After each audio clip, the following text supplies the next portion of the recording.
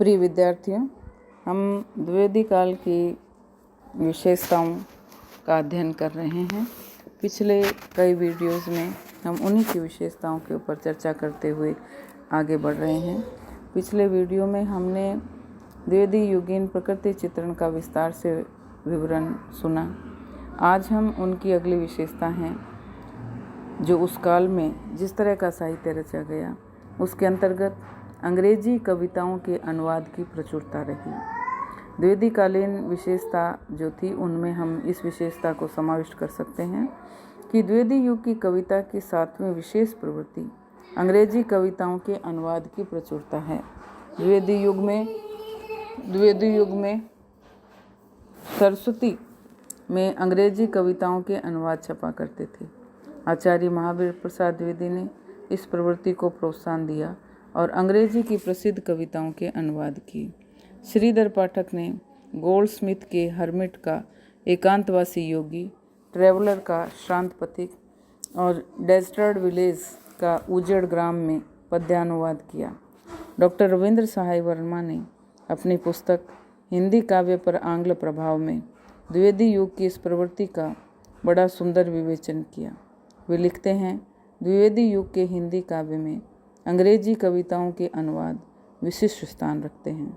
सन 1903 से 1908 के मध्यवर्ती काल में महावीर प्रसाद द्विवेदी ने आधुनिक हिंदी साहित्य के विकास के लिए अथक परिश्रम किया। ये अनुवाद अनवरत रूप से सरस्वती में प्रकाशित होते रहे। अंग्रेजी कविताओं का अनुवाद हिंदी में किया और उसके साथ ही बंगला काव्यों के भी अनुवाद इस काल में किए गए। द्विवेदी युग के काव्य में अन्य भारतीय भाषाओं के काव्यों का अनुवाद का भी उल्लेख मिलता है। इस संदर्भ बंगला तथा मराठी 2 भारतीय भाषाएं उल्लेखनीय हैं। बंगला से काव्य सामग्री ली गई और मराठी से शैली।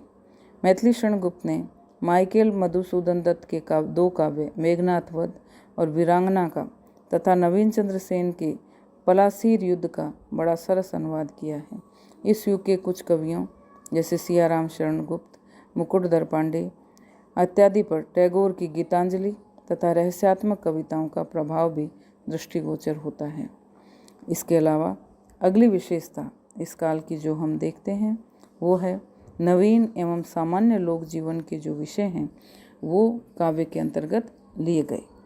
द्विवेदी युग की कविता की अगली विशेषता यही है कि नवीन और सामान्य विषयों को उन्होंने अपनाया। शुक्ल जी ने अपने हिंदी साहित्य में भी लिखा है कि इस काल में खड़ी बोली का प्रचार दिखाई देता था और काव्य के प्रवाह के लिए कुछ नई नई भूमियाँ भी दिखाई पड़ रही थी। देश की दशा, समाज दशा, स्वदेश प्रेम, आचरण संबंधी उपदेश आदि तक नई धारा की कविता न रहकर जीवन के कुछ पक्षों की ओर बढ़ी और गहराई के साथ त्याग, वीरता, उदारता, सहिष्णुता इत्यादि अनेक पौराणिक और ऐतिहासिक प्रसंग पद्यबद्ध हुए, जिनके बीच बीच में जन्मभूमि प्रेम, स्वजाति गौरव, आत्मसम्मान की व्यंजना करने वाले जोशीले भाषण रखे गए। जैसे प्राधीन प्रकृति कविता में कामता प्रसाद गुप्त ने मैना की स्वतंत्रता की साधारण घटना में अंग्रेजों की खुशामदी पर भारतीयों पर व्यंग्योक्ति की है। वे लिखते हैं, पराधीनता में रहकर ये अपना सब कुछ भूल गई, भाषा, भोजन, भेष, भाव, भावी सब बातें हुई नहीं, अपनी जन्मभूमि का भी जब इनको कोई ध्यान नहीं, वन के जो प्यारे साथी हैं उनकी भी पहचान नहीं। इसी तरह मैथिली शरण गुप्त ने विकट भट्ट, तिलोत्तमा, वकसंहार, सैरिंद्री, द्वापर, रंग में भंग, किसान, विश्व वेदना, अर्जन और विसर्जन, काबा और करबला इत्यादि में इस प्रवृत्ति का परिचय दिया। कामता प्रसाद गुरु की दुर्गावती कविता भी इस प्रवृत्ति का बड़ा सुंदर उदाहरण है। यहाँ इन कवियों के नवीन और सामाजिक विषय जो हैं उनको भी देखना हमें चाहिए।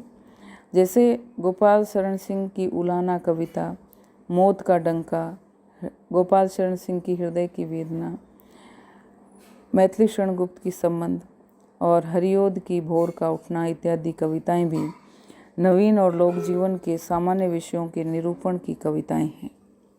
इस काल में खड़ी बोली की काव्य भाषा के रूप में प्रतिष्ठित हुई। द्विवेदी युग का ये बहुत प्रमुख विशेषता है कि खड़ी बोली हिंदी को उन्होंने काव्य भाषा के रूप में प्रतिष्ठित किया। द्विवेदी युग की कविता की जो अगली प्रवृत्ति है वो है भाषा में परिवर्तन। खड़ी बोली काव्य भाषा के रूप में प्रतिष्ठित हो गई। प्रारंभ में तो ये भाषा बड़ी अव्यवस्थित रही, किंतु महावीर प्रसाद द्विवेदी के प्रयत्न से इनकी पदावली का परिष्कार हुआ। उन्होंने सरस्वती में प्रकाशित होने वाली कविताओं की पदावली में अपने मन से ही सुधार किए और कवियों का त्रुटियों की ओर ध्यान दिलाया। उन्होंने मार्ग प्रदर्शन के लिए स्वयं खड़ी बोली की रचनाएं भी की, जिनका अनुकरण उस युग के कवियों ने किया। द्विवेदी जी ने भाषा की व्याकरण संबंधी त्रुटियों को ही दूर नहीं किया, वरन उसको सामर्थ्यवान बनाने का भी प्रयत्न किया। द्विवेदी जी का दूसरा प्रभाव कविता में संस्कृत पदावली का प्रसार करना था। अयोध्या सिंह हरिओद ने रूपोद्यान प्रफुल्ल प्राय कलिका राकेंदु बिंबाना में बिल्कुल संस्कृत का रूप उतार दिया। द्विवेदी जी ने पद्य और गद्य का पदविन्यास भी एक सा करने का आदर्श रखा, जैसे सुरम्य रूपे रसरासि रंजिते विचित्र वर्णाभरणे कहाँ गई। इसका परिणाम यह हुआ कि द्विवेदी जी की भाषा बहुत गद्यमयी हो गई, किंतु इसके साथ ही उपाध्याय जी का बोलचाल ठेठ हिंदुस्तानी रूप भी चल रहा था। रख सका न जो दूसरों का मन नहीं, तो रहेगा मान कैसे मन रखे। हित भरी तरकीब बतलाई बहुत, बेहतरी की बात बहुत तेरी कही। इसके साथ ही उपाध्याय जी के प्रिय प्रवास की सरस पदावली में द्विवेदी समुदाय की संस्कृत गर्भित शैली की कर्कशता भी विद्यमान है, जैसे मदी प्यारी आई कुंज कोकिला, मुझे बता तू ढिग कूक क्या उठी, विलोक मेरी चित्त भ्रांति क्या बनी, विषादिता संकुचिता निपीड़िता।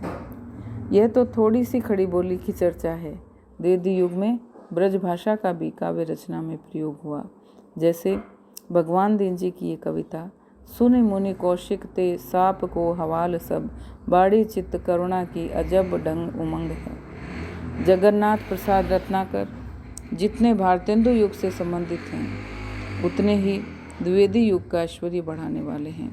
उनके उद्धव शतक में ब्रज भाषा का उत्कृष्ट रूप देखने को मिलता है। द्विवेदी युग की अगली जो विशेषता है वो है छंद के क्षेत्र में स्वच्छंदता की ओर झुकाव, यानी हिंदी छंद। द्विवेदी युग की कविता में छंद की चर्चा के अंतर्गत हम देखें तो ये कवि तुकबंदी के विरोधी थे, छंद के क्षेत्र में स्वतंत्र थे। इन्होंने कवियों को विविध प्रकार के छंदों के प्रयोग के लिए प्रोत्साहित किया। उन्होंने ऐतुकांत छंद को भी महत्व दिया, संस्कृत व्रतों का प्रयोग भी किया और संस्कृत ऐतुकांत छंदों की माधुरी अयोध्या सिंह उपाध्याय के प्रिय प्रवास में देखने को मिलती है, जैसे कथन को अब न कुछ शेष है, विनय यों करता दीन अब। इस युग में लावनी तथा उर्दू के छंदों का प्रयोग करने वाले प्रमुख कवि श्रीधर पाठक हैं। ब्रज भाषा के कवित्व सवैयों का भी खड़ी बोली में प्रयोग हुआ। उसमें सवैया खड़ी बोली में बहुत उपयुक्त सिद्ध हुआ। मैथिली शरण गुप्त, रामचरित उपाध्याय, गोपाल शरण सिंह, नाथूराम शंकर हिंदी छंदों का प्रयोग सफलतापूर्वक किया। इस काल में कुछ नवीन छंदों की भी उद्भावना हुई। द्विवेदी युग के कवियों में भगवान दीन तथा श्रीधर पाठक उर्दू के छंद, अयोध्या सिंह उपाध्याय संस्कृत व्रत, मैथिली शरण गुप्त हिंदी छंद और सियाराम शरण गुप्त कुछ नए व्रतों के सफलतापूर्वक प्रयोग करने के लिए प्रसिद्ध हैं। खड़ी बोली के काव्य क्षेत्र में प्रतिष्ठित होते ही इसके उपयुक्त छंदों की समस्या उठी, जिसका समाधान ऐतुकांत छंद में मिला, क्योंकि तुकांत सुनते सुनते लोग घबरा गए थे और नवीन और मनोअभिलाषित अर्थ को व्यक्त करने के लिए ऐतुकांत का सहारा लेना उन्हें सही प्रतीत हुआ। इस तरह हम देखते हैं कि द्विवेदी काल की प्रमुख प्रवृत्तियों का विवेचन करने से द्विवेदी युगीन हिंदी कविता की वस्तु स्थिति स्पष्ट हुई है। हमने द्विवेदी युग की कविता की प्रवृत्तियों का अध्ययन करने के लिए सरस्वती में प्रकाशित 1918 की कविताओं को देखा और द्विवेदी युग की प्रवृत्तियों का प्रसार चूँकि इनमें परिलक्षित होता है। हमने जगन्नाथ दास रत्नाकर की द्विवेदी युग की विभूति माना। रत्नाकर जी भारतेंदु युग, द्विवेदी युग, छायावाद तीनों कालों को देख चुके थे, इसलिए तीनों कालों का विवेचन में उनका समावेश उपयुक्त है। आचार्य शुक्ल जी ने भी देवी प्रसाद, पूर्णनाथ, रामशंकर, स्नेही जी, रामनरेश त्रिपाठी, भगवान दीन, रूपनारायण पांडे, सत्यनारायण कविरत्न इत्यादि कवियों को द्विवेदी युग के मंडल से बाहर की काव्य भूमि में रखा है।